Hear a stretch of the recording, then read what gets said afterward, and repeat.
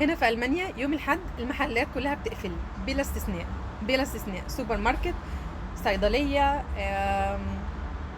محلات اللي هي باستيتشيرية، اللي هي محلات الخبز والحاجات دي، يمكن بتفتح لحد وقت بدري شوية، لحد الساعة 1 تقريبا أو 12 الظهر، بعد كده بتقفل.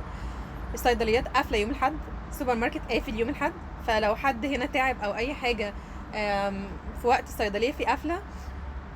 على فكرة يوم السبت كمان بتقفل بدري، يعني يوم السبت بيقفلوا الساعة 1 الظهر.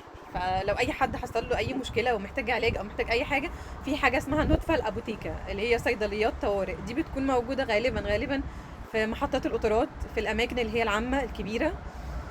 فبيبقى ليها زي لستة، بتحاول تدخل بقى اونلاين تشوف فين اقرب صيدليه نوتفال او طوارئ قريبه منك وتروح تشتري منها الحاجه. لكن غير كده لازم تستنى بقى لحد يوم الاثنين تشتري الحاجه اللي انت عايزها.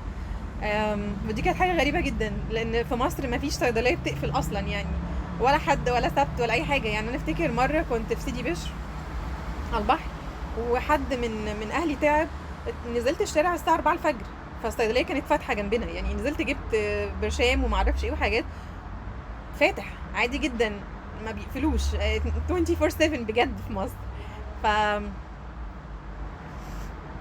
المانيا الاختلاف وبس. تشاو.